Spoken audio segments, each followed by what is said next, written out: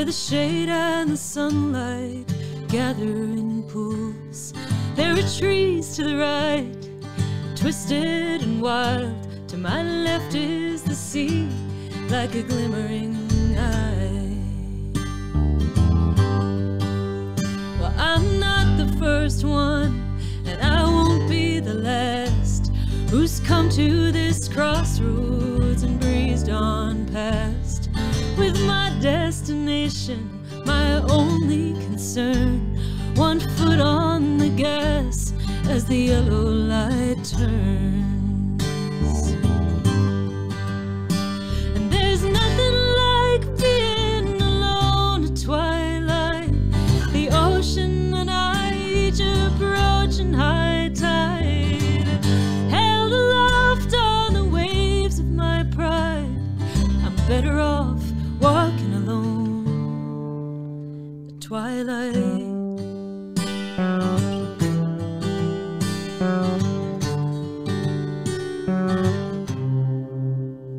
My lover is steady, and he tells me be still and take a deep breath. He's hoping I will, but my mind keeps on racing till I'm far out of sight, at the end of the road, on the threshold of night. And there's nothing like being alone at twilight, the ocean and I each approaching high tide, held aloft on the waves of my pride. I'm better off walking alone at twilight.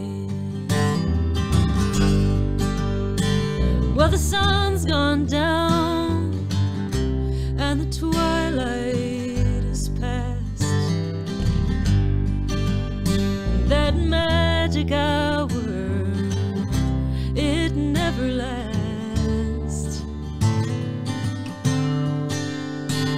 It's a long strand of pearls, one that I'll never own. And the answers I seek are the smallest of stones. So I work till I'm tired, then I lay down to rest, and that takes just a bit of this weight off my chest. But the years stretch before me, I admit that it's true, and this restless pursuit is what I'm called to do.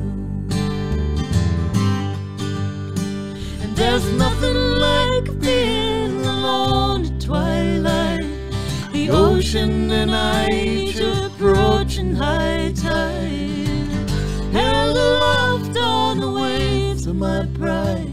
I'm better off walking alone. Yeah, I hate to leave being alone at twilight.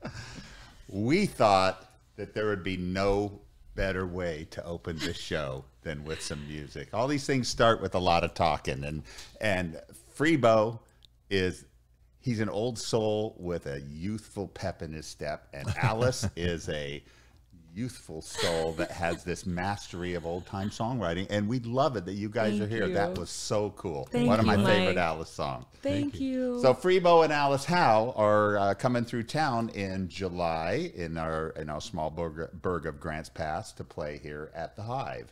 and that's July 15th, and we're really looking forward to that. So are we. Yeah, no doubt. So they have been out on the road doing the road warrior thing. I think you already wore out one car, so you had to move on to another car, right?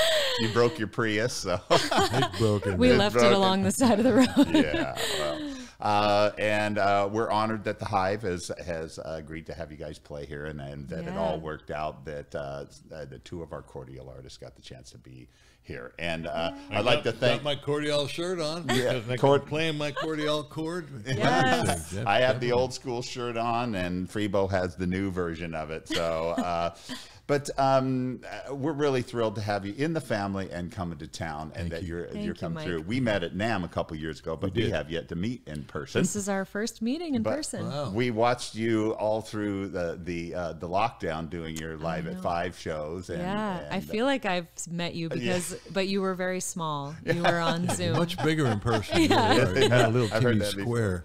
But Freebo has the distinct honor of being one of the only guys that's ever been able to cut a cordial cable in half with his stool. He said on one that had sharp edges. I've gone back and looked at it. He just kind of holds it up. He sliced it. Well, you know those little like stoppers that are on stool. This particular stool didn't have the stopper, so it was just like a round. It's very not sharp the cable. and I just happened to put it right in the cable, and it was like a knife. It was a classic moment. Yes. Man. It really was. But Live TV, we did replace it, right? Because Cordial cables are lifetime guaranteed. You betcha. Yeah. Well, we appreciate it. Let's get started and do a little talking, and then we'll get back to some playing as well. First, how did this musical partnership come to be? How did things come to pass with you guys? Well, let's see, Freebo, we have very different histories, I would say. You've been around for a little while longer than me, and so we kind of have this interesting like intergenerational musical duo that we've been working on for the last 5 or 6 years now. We met at a Folk Alliance conference in Stamford, Connecticut.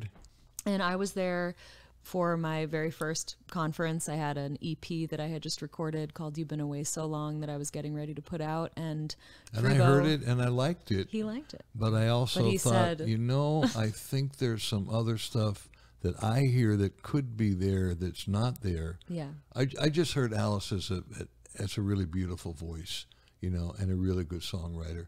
And I heard it in more like in a folk vein. And I love folk music, and I'm very much in the folk world, but I thought I hear some blues stuff, and I hear some Celtic stuff, and some R&B, and I thought maybe we can just expand the musical horizon. So I asked her to come out to L.A. and said, let's go in the studio and record a couple things, see what happens. Yeah, and it was really exciting for me because I had just done recordings on my own, had never worked with a producer. I didn't even really know what that was going to be. I had produced my own recordings and had done everything acoustic and really just stripped down. And so I went home and I turned over my mom's Bonnie Raitt records and saw Freebo on the back, and I was like, okay, he's legit. He's for real. So I booked my flight to LA. Turns out we didn't record in LA. We recorded in Bakersfield, which was a little bit of a surprise. I was like, wait a minute, I thought we were doing some kind of like cool LA studio thing. But it turns out it was even cooler because Bakersfield was a wonderful place to record my first full-length record. It has a great musical history. Yeah. Buck Owens and Merle. And I mean, it's just a lot of great music coming out of there. Yeah. Because I think that's probably about all there was to do out there at that time, right? Yeah, but they did it really well. They did it really. Buck Owens was great. Yeah, there's a great little studio out there. So anyway, working on my first record, Visions, which came out in 2019, that led to us writing a lot together, touring together, and here we are. So it's been a good run. And we're still doing it. Well, you're so great together. The harmonies that you put together are just wonderful. Yeah, Thank you. That's one of my favorite things is great harmonies, and you do it better than many. So Freebo, your big break, I think, wasn't it with Bonnie in the early days? So tell us how that came about. It was like over 50 years ago. Yeah, do you remember? Of course I do. Right? I bet. Certain things are. No, I remember very well. I was playing with a band called the Edison Electric Band, and we were out of Philadelphia, and we were opening for Procol Harum. Remember Oh, Purple yeah, Heron, a yeah. lighter shade of pale. And this guy wanted to manage this guy named Dick Waterman, who managed a lot of blues people. Who managed Mississippi Fred McDowell and Arthur Big Boy Crudup, who wrote Elvis Presley's first song. And we were a blues band, kind of like original psychedelic blues band. And he was thinking about managing us. And he brought his young girlfriend down at the time to, give him her opinion of the band. And turns out it was an 18-year-old Bonnie Raitt, who was a freshman at Radcliffe, and which is now Harvard in Boston. And she liked the band, and she liked the way I played bass. And we became friends. She became friends with the band, and I went to her first gig, and I watched her grow. And a couple years later, when the band was breaking up, I got a call from her, and she said, I just got a record deal with Warner Brothers, and I want to make it in Minneapolis, and I would love you to play bass on it and maybe come up to Cambridge and learn a couple songs and do a guest set. So I did, and it was just very seamless. The whole thing was very, very seamless, and we related on a lot of levels, a lot of musical levels, which is really interesting because this is a very similar thing. We relate on a lot of musical levels. And beautiful voice who plays guitar, and I get to play bass and sing harmonies. So there's something very similar about it. It's hard not to make that comparison. She doesn't. Yeah. She doesn't look very much like Bonnie Raitt at all. I mean, she's only got that probably a couple times, but she is. Alice is her own voice, though, and that's one of the things when I first noticed the resemblance and knew the story and stuff. But then she started singing. I was like, okay. No, she definitely got it. We Guys, I'm right here. You're talking about me. I know, Yeah. talking about No, but they hate to have comparisons to Bonnie because I know. people because she doesn't sound like I know, Bonnie. she doesn't. She sounds more like Kate Wolf, actually. But but no, I mean Alice is her own thing, and it's been great working together. And for me as a producer and a songwriter to co-write with Alice, and then to be able to utilize that voice in production that I hear. And be able I'm giving her a couple ideas, and she's giving me some ideas as well. And so we love working together. It's really successful. Really cool when you can actually work together over an extended period of time. Like I know a lot of artists will pick a different producer for each record, and that's great. And I'm sure there's really, really good reasons for choosing those people. But in our case, like we got to do the one record, and then we got to go back and do another one, which I'm sure we'll talk about, and we got to really like dial in our to grow together. Yeah, the way that we work together, and like I learned a lot that first time, so now I'm a co-producer. She is, and I learned a lot in how to work with her and as a producer, you're a bit of a psychologist. So it's important how to tell somebody, and a coach, and it's like, okay, how do you get somebody to go a little deeper without making them feel, what, you didn't like what I did? What was wrong with what I did? And what are you going to say? Well, so you learn how to do that. We had a couple of those moments. Yeah, and destroyed my spirit. Had to be and built back and up I from learned, like, wait a nothing. second, maybe I need to be a little more gentle. And I go, no, that's too gentle. But so you grow together, and we really have, and I think it shows in this new record we just did at Muscle Shoals at Fame Studios, which is just an iconic studio. And that record and everything on it, and the way Alice sang and the way we arranged the stuff would never have happened without the previous record, Visions, from this last song, Twilight's on that. And that wouldn't happen without the record that Alice did on her own all that a I process. heard. So it's all a process. That's awesome. Well, that was kind of a good segue because Visions was a beautiful record. Thank you. And so I'm curious as to a little personal take on, after Visions came out in 2019, I'm sure your enthusiasm was quite high. Right. And Oh, God. NAMM rolls around, and we come out of NAMM in 2020, and where we met Freebo, and we all know what happened in February. Shortly after. February. Well, we came back from NAMM, and my last gig was here February 8th of 2020 in that room right out there. And so I'm curious as to how after Visions and all your enthusiasm for that, and how things came about during those next couple years to result in this record that you just made. Yeah, it's a good question. It was definitely like a bit of a disappointment, I would say, to not be able to kind of use that momentum that I had at that point. We all thought that year would go differently. We actually started recording my new record, which is called Circumstance, by the way. Has a title now, very exciting.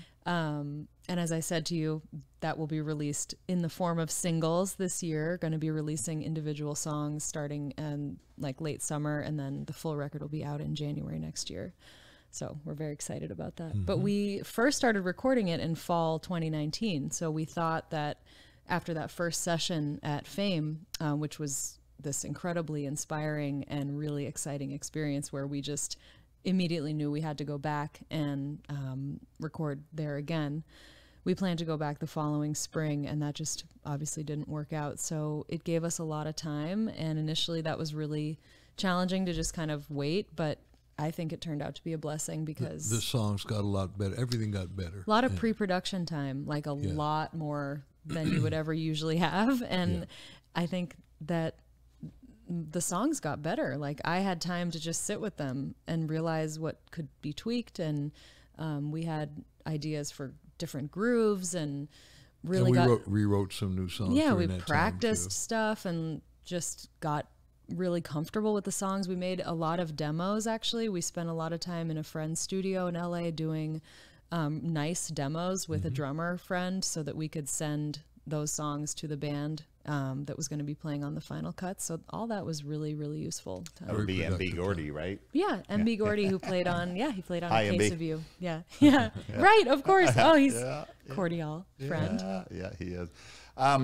Excellent. How about we get another song in? I think it's kind of time for another song. Well, does that sound good? If I can pass the bass to Alice, can I do that? Please, Let me take my headphones off. Here you go, Alice. Okay, pressure's on. You gotta take the headphones off. I saw one of your first performances from Oh Norm's, my God.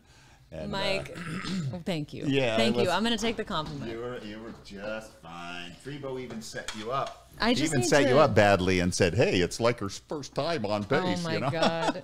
I mean, bad. I set her up well. Every time No focus. the Norms, it's funny, the first time I went in there to Norman's Rare Guitars in LA, they have this huge YouTube following, and Freebo was like, "Oh, we're just gonna go into my friend Norm's shop and do a song." And I was like, "Cool, I don't know what that means. It sounds fun." And turns out like this song that I had just learned like the day before or whatever it was, I was like, has like, 200,000 views. A couple days later, I was like, "Oh my God, I would have like worn a better shirt."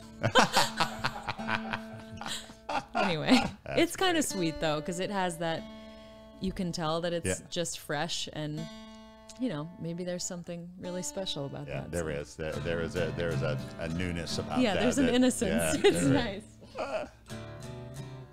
Another one of my favorite songs, Freebo. Your request, Mike. You got Thank you. it. I appreciate it. This goes out to all the dog people out there. You know who you are. We do.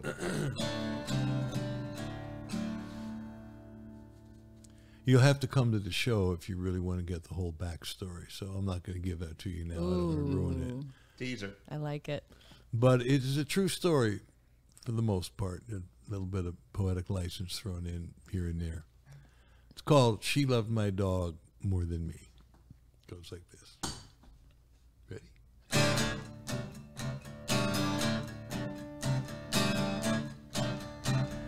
1, 2, 3, 4.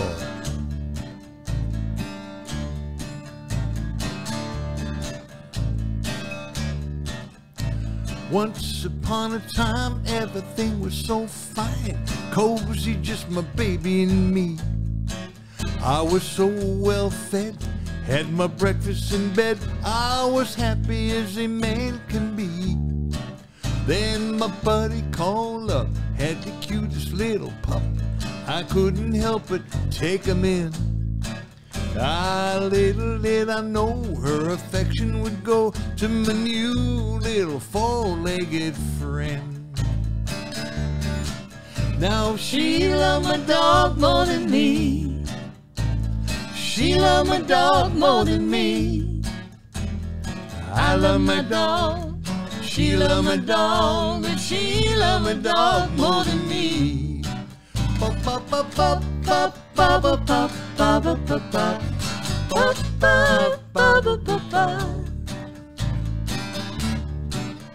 We were lying by the fire, burning with desire, when suddenly to my chagrin, As the fire got to stoking, came a cold nose a poking somewhere it should not have been.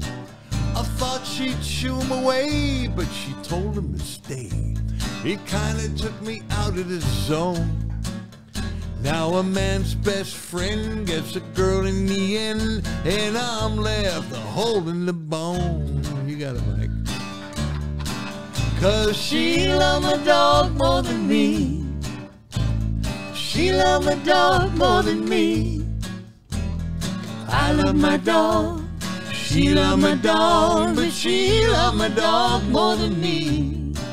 Ba ba ba ba ba ba ba ba ba ba ba ba ba ba ba ba.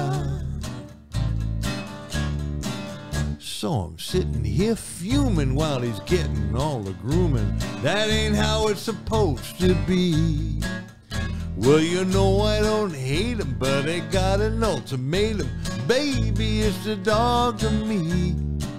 Well, I got a reply. She's led me outside, and she handed me my people chow. Now I'm howling at the moon while he's up in my room, and I'm in the doghouse now. Sing it with me, guys. She loved my dog more than me. She loved my dog more than me. I love my dog. She loved my dog, but she loved my dog more than me. Ba ba ba ba ba ba ba ba ba ba ba ba ba ba ba ba ba. There's a moral to the story. When you fall from the glory, you gotta do it gracefully. So I'm back in the bed with the dog at the head. We're a nuclear family. And I accept my fate. You know there's little debate, because there ain't no democracy. From the moment he came, it's been a doggone shame. That. She loved my dog more than me. You got it. 1, 2, sing along. She loved my dog more than me. She loved my dog more than me. I love my dog. She loved my dog, but she loved my dog. Let's do it one more time. She loved my dog more than me. She loved my dog more than me. I love my dog. She loved my dog, but she loved my dog more than me. Yes, I love my dog. She loved my dog, but she loved my dog more than me. Ba ba ba ba ba ba ba ba ba ba ba ba ba ba ba ba.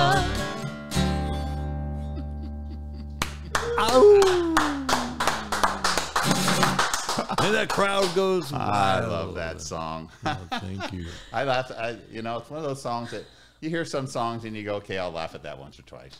And then you go, okay, I'm going to laugh at that song. I know, it's every funny. single time. It's weird. I've heard that song. Oh, I You don't laugh know. every time you play it. I've watched you play it 100 times. And you, It kind of cracks me up every time. Yeah, I sing it. It cracks me up, I know. too. Why? Well, I guess it's just Well- our minds are in Well, the gutter. I wrote That's that. all it is. I wrote that with my good friend Harold Payne, and I got to give him a lot of credit. But a lot of those lines are his. Harold But is we had a so wonderful funny. time writing that song. you guys had him on the Live at 5 We show, did. didn't We you? sure did. Yeah. No, You had a lot of great guests on that show, We man. did indeed. Really. Yeah. Yeah, that was fun. Yeah. That We was did it 40 episodes, I think, That every many? Wednesday. Yeah, every Wednesday. We Live took- at 5. Did we ever take a break? Maybe we took like 1 week off, but it was. You had 1 or 2 weeks off, Yeah.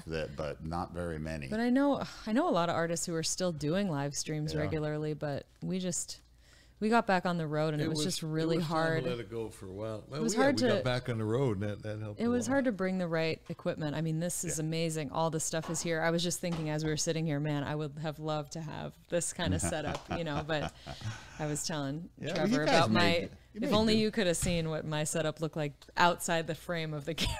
Well, you kept coming around with better gear every time you jumped. We improved. I worked really hard on that. It was pretty stressful at first. We sussed it out bit by bit. Then you had Brandon helping you for a little while, didn't you? Sure did. Yeah, we had some help Brandon behind the O'Sullivan, scenes. right? Yeah, he was really helpful. But yeah, it was interesting at first when all the musicians we knew, everybody was trying to figure out how to do this thing, and it was totally foreign to me. The first show was rough. Yeah. Poor Lawrence Juber. Lawrence Juber, a wonderful guitar player, played with Paul McCartney in the original Wings, and Lawrence is great, and he sounded good, but we had a little but we got it's it all together. good. It was, everybody was forgiving at that point. Yeah. So Freebo, yes, greatest influences in musician. Pick one. As a bass player, Singular. He's a Pisces. Singular? He's not going to pick one. Well, I know. No, I have a hard way. time.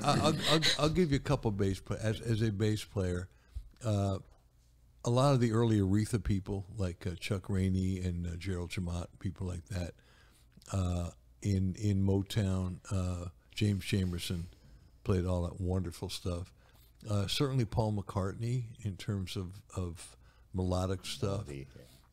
Even Phil Lesh from the Dead, because what Phil did, he kind of really created the jam with the bass, where he went off just playing the root notes and kind of went up and started doing these really interesting, almost like Bach type of stuff, which makes sense because he was a trumpet player before he was a bass player. Jocko, of course. But I actually met Jocko one time, and it was really bizarre. He blew me away. Jocko Pastorius, for those of you who don't know, probably the greatest bass player ever. And he played fretless bass, and I met him. He blew me away, and I met him. He said, "Hey, what's your name?" I said, "Freebo." I said, "Freebo, I heard of you. You're a bass player, aren't you?" And I kind of sort of slunk down because I was like, well, kind of. I mean, I thought I was a bass player before I heard you. And he said, "You play fretless bass, don't you?" I went, yeah. And it was really cool. So definitely Jocko.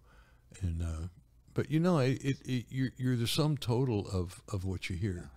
I go back even for me. I mean, growing up in a little coal town in Pennsylvania, John Philip Sousa marches, and tuba parts. You were a tuba player in the beginning, was a tuba player. I actually woke up with a dream when I was playing the tuba part to Anchors Away. Oh no! Just the other night. Oh, you guys have a YouTube video of you doing Big Old Goofy World. I played tuba. We got to find another song to do a tuba part with. That was so there are fun. not too many songs. It's got to be the right fun little. It's I'm sure you'll can't find be too some. serious with it. Alice, I think I may already know the answer to this question, but who was your biggest influence? I probably have to say Jackson Browne. I just like his voice, his songs were really. My father listened to him a lot, and that really just got in my head from a young age. But I also loved so many folk, classic folk musicians. I loved Joan Baez songs, and those were obviously old songs that she was interpreting, but just like that, the storytelling of like those old ballads, and her voice is so pure. And then I got into Joni, and later Bonnie Raitt. I actually didn't know Bonnie's. Tracy Chapman. I loved Tracy Chapman, and I listened to. My mom loves the blues, so there was like a lot of Taj Mahal and like Mississippi John Hurt and Muddy Waters, and just a great. And then some R&B, and soul. My parents just had a great record collection, like, real records. And, I really thank them for that, because I grew up listening to, a different generation of music than what my peers were really listening to. And my parents were a little older too. So I feel like I got such a great musical, initial upbringing, and a lot of different genres, so that got into. But it's kind of interesting that you had those influences from your parents, but you didn't stray from it. You didn't go with it. I'm going to somehow what all the other kids were listening to. You didn't quite relate to, which I find really interesting. It's the fact that you are an old soul, and your soul just kind of went to that older music and didn't quite relate to the I newer always music. and if I did like some of the more current music at the time, I almost didn't think of it in the same category. It was kind of like, okay, that's sure. Like I did buy a couple like Destiny's Child CDs that I kept around, but we don't need to talk about that. But yeah, I never thought of it as like songwriting influence or real like singing. That was just sort of a different thing. I feel like those really classic, timeless recordings, those are the ones that really stayed with me. And Carole King's record was one of those ones for me. Yeah. That Tapestry. record, Sure, yeah. I wore that one out. Yeah. I That was think. huge. She was one of the first women artists that I really enjoyed. Yeah. When that came out, I was 10 or 11, 12, maybe something like that. So Yeah. that was Well, a big and one. as a songwriter, because it was pretty much her and Joni were the two women you thought of as songwriters. I mean, Judy Collins was not really a songwriter. Bonnie wasn't that popular then, but she really wasn't a songwriter. Joan Baez really wasn't a songwriter. no. So it makes sense. Yeah, we just came from the Kate Wolf Festival, and she was a songwriter, a prolific was, yeah. songwriter, and it was a wonderful festival. And yeah, it was cool to hear people talking about how she was really a touring songwriter, female songwriter, when that wasn't, not as many women were doing original music. So Yeah. that was cool. Cool.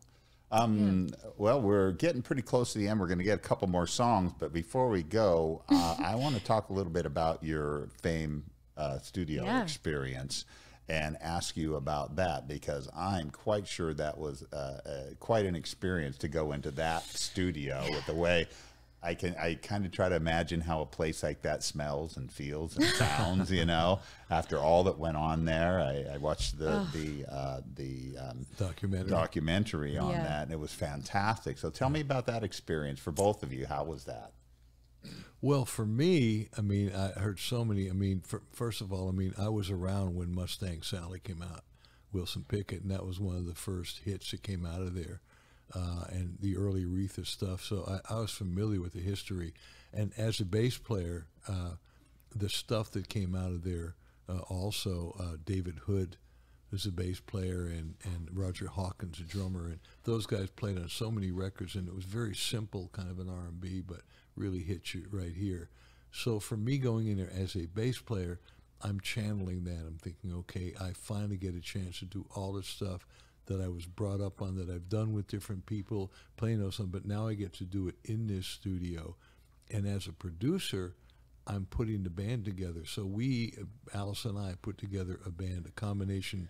It all happened because a friend of mine, Will McFarlane, and we played in Bonnie's band together for 5 years. When he left Bonnie's band, he went down to Muscle Shoals, and he worked his way into the Muscle Shoals rhythm section. And after 40 years, he was actually inducted into the Nashville Musicians Hall of Fame as one of the Swampers. And I think the Alabama Music Hall of Fame. And the Alabama Yeah. Music Hall of Fame. So we actually were passing through, and we spent a night there, and Will said, hey, I'll take you around the studios and show you around. And he did, and showed his fame. It was like, wow. And he said, I could probably get you guys a deal here if you want to come down and take a day or two to record. Was it really? Yeah. So we did. And Didn't even occur to me it was a possibility. It was like, we came up with the money, and we spent 2 days there, and we put together this great band.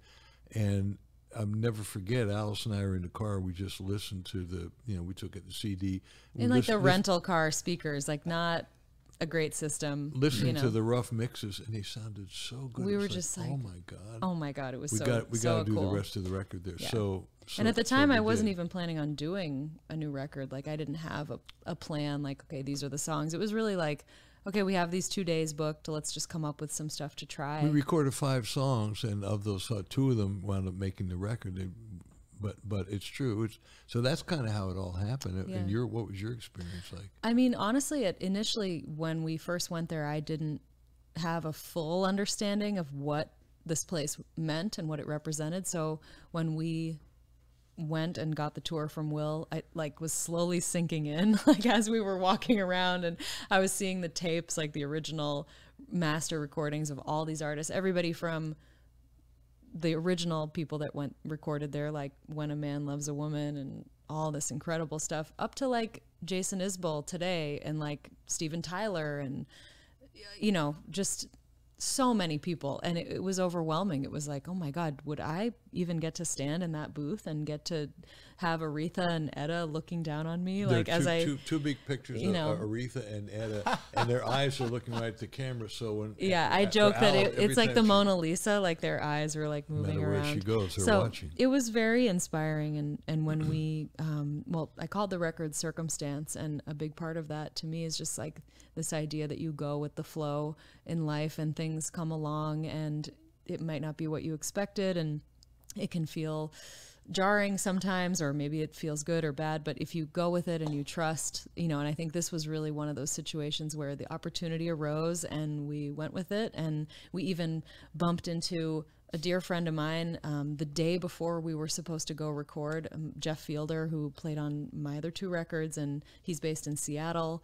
He happened to be in Nashville for the Americana Fest, and there he was. And we were like, "Oh, Jeff, do you want to come down and record with us tomorrow?" And he changed his flight so that he could come. So it was just very, the circumstances felt very welcoming to us being there. And so it was like going to church, honestly. Like Jeff, our friend Brian Boozer, who was the engineer on my last record in Bakersfield, wanted to come down, he part of flew out because he was like so excited to be there for this. So long story short, or maybe not short at all, by the time we went back last summer to finish it, and we were there for 10 days, it was like we had built up to it for so long, and like I rented a house and we all stayed for the whole time together. We had the whole session filmed by a good friend of mine who's an amazing videographer, and by the end, like I was walking around in my socks. Like I felt so comfortable there in the end, and that was just so special. I was like, oh, this became home for us. So great. That's a great story. I wondered about that as I saw you. You look pretty sage and you were pretty wide-eyed in that. Oh yeah, there's and there's all this footage of us just and I look forward to sharing a lot of that behind the scenes content, because it's like we have this great footage of everybody just having so much fun. It was like, oh my God, that people ask me like, oh, is it hard work being in the studio? It's like, yeah, it is really hard work. It's intense, but it's so fun. It's all you have to do is focus on the songs. Like, and honestly, I mean, I'd like to take a little bit of credit for that, because but it seems it's to me it's really what recording is about. It's very intense, because that whatever you do, it's forever. Yeah.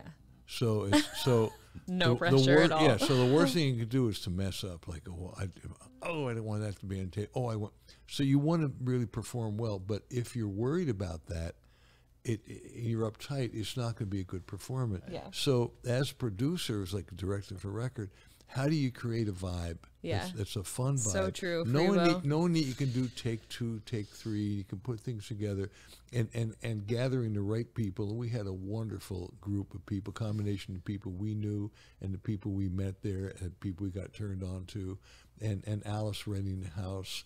And just approaching it from that place. It was a great bro vibe. It was a really, everybody really was good vibing. It was good. And she Freebo was a girl in the bro vibe. Yeah, and you are so great at like being diplomatic and like, let's do another take, guys. Like, let's go listen to what we did. And yeah. Did you have any female support there, or was it all Two the guys? wonderful background singers who are just, how many years have they been doing together? I think they'd been singing together since they were like 16 years old or something. Yeah. And it was they definitely read a each lot of other's dudes, minds. I'm not going to lie. And it was really fun. And great. I went to a women's college. I am a feminist all day, but I also love being around, super talented people of any gender. So this was great. I was happy. And the 2 women that sang were amazing. They came in and had never heard any of the songs before. They sat down and they were just like grooving, and they had the parts made up. They came up with a part. Half an hour.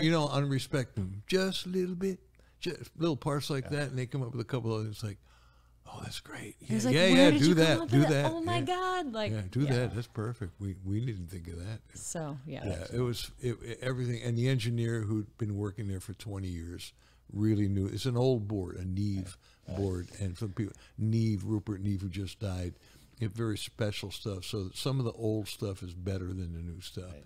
And so this was an old board, and it sounded great. And so, it was a wonderful experience. Awesome. Great really to hear. was. Well, we're getting pretty close to the end. But I know you were like, "How are we going to fill an hour?" I was like, no, we've done a pretty good job worry, of it. I Mike. think. How about another couple why don't of? you do another song? Yeah, let's do a couple songs, and then Sure. we'll close out, and then But I'm thinking of doing one that, well, I think I'll do Something Calls to Me. Sure. Okay. Good idea. This is a pandemic song. Yes. Well, it's not about. It's not about the pandemic. It could be about the pandemic, but that would take a lot of stretching.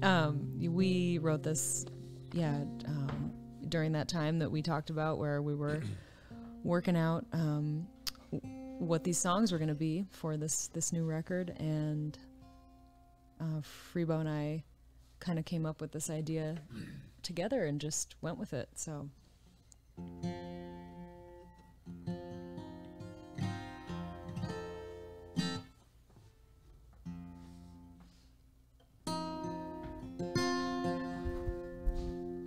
It's a hair sharp. Hold on a second. Live We TV. we can do this live. They told us to be natural. 'Cause Act natural. Yeah, we do care. We tune because we care, as Ruthie Foster said last night. is there a musician who hasn't used that one? No. I know. When What did that about this become song? like, when did that I've said it become 1,000 the... times. All right, here we go.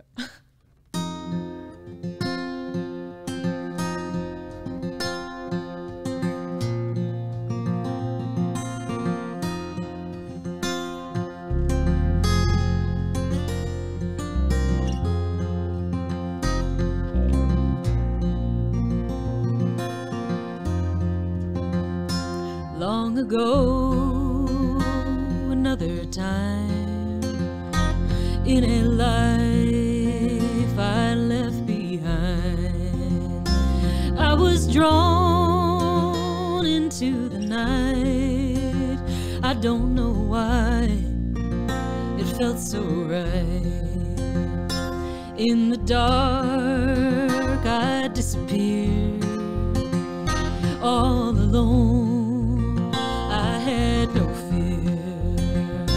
When I hear that falling rain, it calls to mind this old refrain, and the sound brings back in memory the raindrops echo in a dream. It's an invitation and a dare. Something calls to me out there.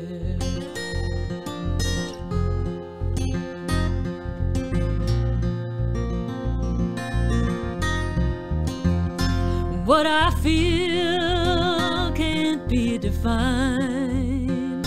I've been here 1,000 times. I can't deny my destiny. I hear it crying out to me, and the sound brings back in memory the raindrops echo in a dream. It's an invitation and a dare. Something calls to me out there.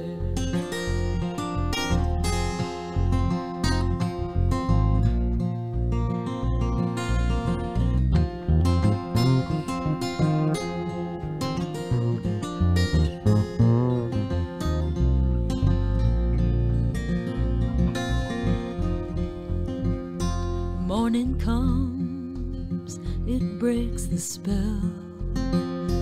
Where I've been, no tongue can tell. When the rain begins to fall, I know that I will hear the call, and the sound brings back in memory, and the raindrops echo in a dream.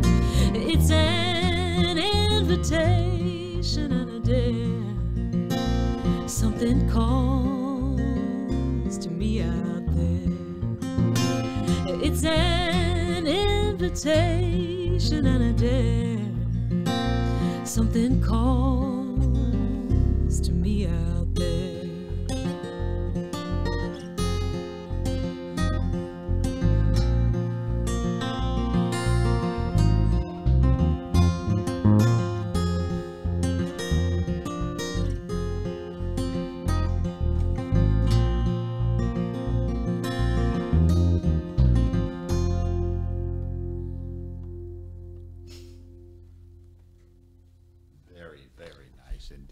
Thank you. Beautiful song. Thanks. Beautiful. Well, we got one more, and you know what I want to hear you play. Yes, we do. There was what would you like me to do? There was a song that was extremely impactful for me, as you guys were doing your thing over the last couple of years, and it kept coming up. And every time you played it, I had there were different things going on in our world that made me really appreciate that song. And Before the Separation is the name of the song, and I continue to be struck by it. And Freebo has such a graceful way of expressing those things. Yeah. And I would appreciate, I don't want to get in the weeds with all that's going on right now, and we will off of this podcast maybe, but I'm sure we will. I'm sure we will. But in the meantime, I'd like Freebo's kind of elevator story about this song, and then of course to hear that song live. Well, I actually wrote this song shortly after 9/11. So I wrote the song a long time ago, close to 20 years ago. And unfortunately, it's as true or more true and relevant now, sadly. And it really is. I think it's a fairly neutral look. I didn't want it to take sides as far as being on the right or being on the left. I noticed that, and I worked really really hard at that because I wanted to be politically neutral. And yeah, of course I have my opinions. Everybody has their opinion, and that's really what it's about. But it just harkens back to when I grew up in a little coal town, eastern Pennsylvania, post World War II, and it was a time of hope, and it was a time of the melting pot. And this town was a very Eastern European town, and it basically three religions: it's Protestant, Catholic, and Jewish. And everybody, we would talk about the differences, and Republicans and Democrats talked with each other, and there was promise and there was hope, and it was communal in a way, and it was let's all go there together, and unions were strong, and let's band together, and yeah, there were the rich and there were the poor, but there wasn't that much separation. So I just wanted to talk about the separation that has become more and more rampant, on all these different levels, and also how we separate from ourselves and we get involved in, not specifics, a lot of it's implied, but just how we separate from real, and I call it Before the Separation. So I'd like to share it with you. Thanks for asking about it.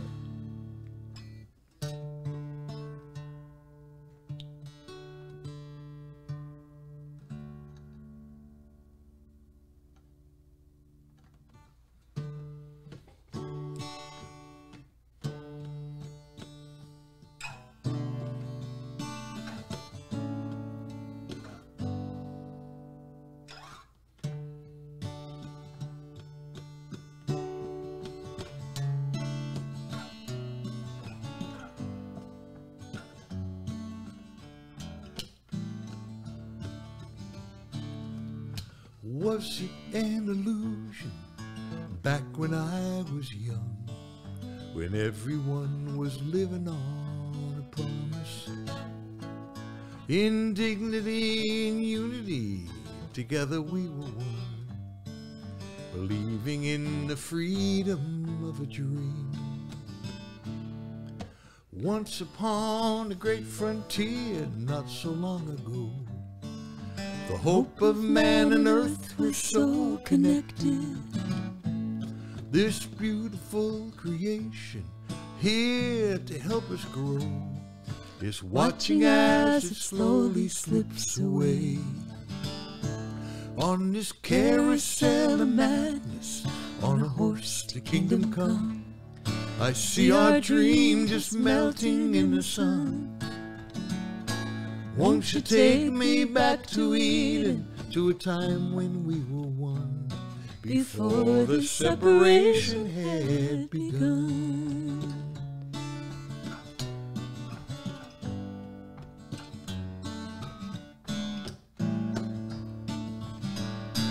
for the ones who have the money and the many who have not. The great divide grows wider by the moment. Equal opportunity, it doesn't mean a lot to the one who has to struggle to get by. On this carousel of madness, on a horse to kingdom come, I see our dream just melting in the sun. Won't you take me back to Eden, to a time when we were one, before the separation had begun. Hiding in our lives, we blindly close our eyes. Safe but not so sound, no freedom to be found, no.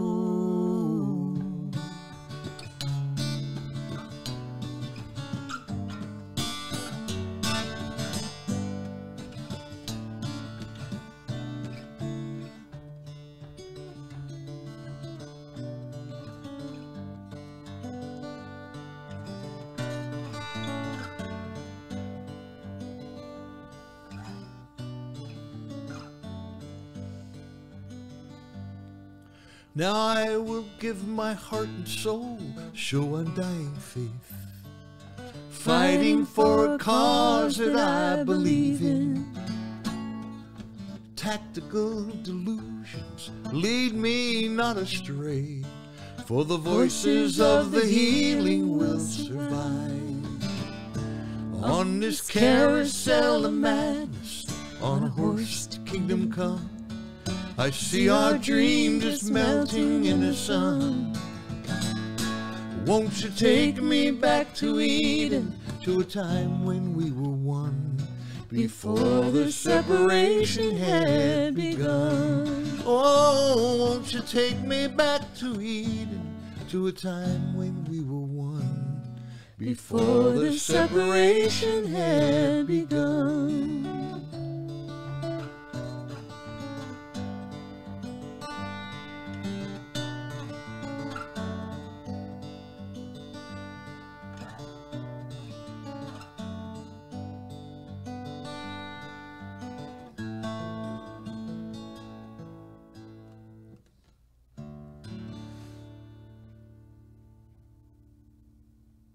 Thanks for asking, Mike.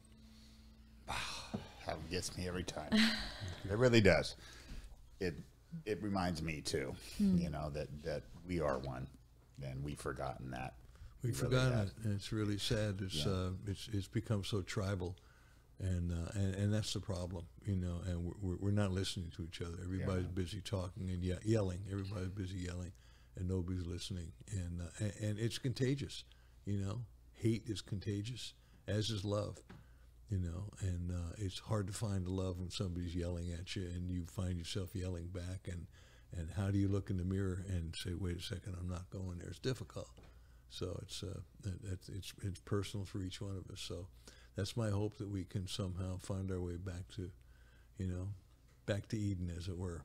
Betcha. Well, I can think of no better way to close this show than with that song. And we do want to thank you both for being here. We look forward to your show on July 15th here at the Hive. We're so tell excited. People more about that. I'm going to. We are going to host you here. We're going to have a whole setup out in the big room. Tickets are available on the Ticket Spice website. If you just go and look for, I think it's thehive.ticketspice.com. You can also go to alicehowe.com, ALICEHOWE, or freebomusic.com. Both of us have all our tour dates listed on our website, so it's a great place to look to. And it will be a live streamed event as well, so we will have you'll have the ability to be here in person. It will be a VIP experience here in person. So we do hope our folks in Grants Pass will come down and enjoy it. Yeah, come on out. We'd love to meet you. Yeah, we're excited to be here. This is my first time in this lovely little town. Right. So, and we're happy that our friends across the globe, across the country can watch as well by getting a live stream ticket. So Well, you guys can find Freebo and Alice anywhere online. They do both have Patreon accounts. We So do. if you're a Patreon type of person, that is a great way to support artists nowadays. I Mike. really appreciate Yeah. that To you patronize us without being patronizing. Yeah, there you go. And I'm going to be doing a pre-order campaign for Circumstance, the new record, pretty soon on Kickstarter. So that'll be coming up. I'll definitely let you guys know where you can find that. But just, yeah, our websites are a great place to find us. We're both on social media. I have a new song out, actually, called My Version of 500 Miles. I don't know if you've heard that yet, Mike. Oh, I have not. I would walk We'll 500 have to share miles. that with you. Oh, I haven't gotten that Yeah. one. We rearranged it. It's not We like did the a- old folk song. Just changed some chords. And Is that the she- one the Proclaimers did? That No, song? not that one. 500 miles, It's 500 the folk miles, song, da, da, but da, it's da. it was for this really cool compilation record called Americana Railroad that Freebo and I Nice. were asked to record something for. So Okay, I'll have to get a hold of that one. I'll share it with you. Okay, July 15th at July the Hive. 15th. Yep, either here. online or here in person. Get your tickets now, and we will see you on July 15th. Thank you to Freebo. Thank you to Alice Howe, Thank who are you on so their much, way Mike. north to Port Townsend. Port Townsend, Yeah, Washington. and Seattle. coming back down. putting on the miles, baby. We so, are. Thank you, everybody. Thank you all.